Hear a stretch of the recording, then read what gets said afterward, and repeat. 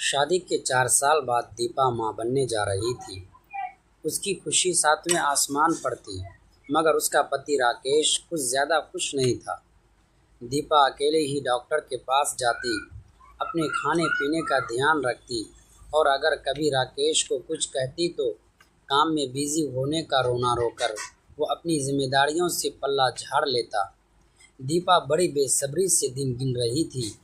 बच्चे के आने से राकेश को शायद कुछ जिम्मेदारी का एहसास हो जाए, शायद उसके अंदर भी नन्ही जान के लिए प्यार उभरे।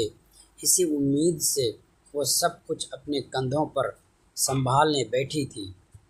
कुछ ही दिनों की तो बात है, बच्चे के आने से सब ठीक हो जाएगा। यही सोचकर उसने काम पर जाना नहीं छोड़ा, क्योंकि उसकी और राकेश की कमाई से घर मज़े से चल रहा था। पार्लर की मालकिन दीपा के हुनर की कायल थी। एक तरह से दीपा के हाथों का ही कमाल था, जो ग्राहकों की संख्या लगातार बढ़ती जा रही थी। दीपा के इस नाजुक वक्त में सैलून की मालकिन और बाकी लड़कियां उसे पूरा सहयोग देती। उसका जब कभी जी मचलता या तबीयत खराब लगती तो वो काम से छुट्टी ले लेती। एक प्राइवेट कंपनी में मैनेजर राकेश स्वभाव से रूखा था। उसके अधीन 2-4 लोग काम करते थे। उसके ऑफिस में एक पोस्ट खाली थी, जिसके लिए विज्ञापन दिया गया था। कंपनी में ग्राहक सेवा के लिए योग्यता के साथ साथ किसी मिलनसार और आकर्षक लड़की की ज़रूरत थी।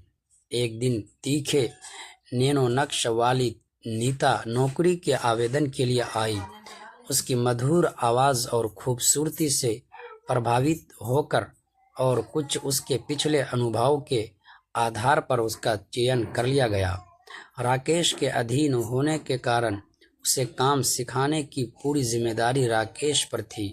नीता उन लड़कियों में से थी जिन्हें योग्यता से ज़्यादा अपनी सुंदरता पर भरोसा होता है।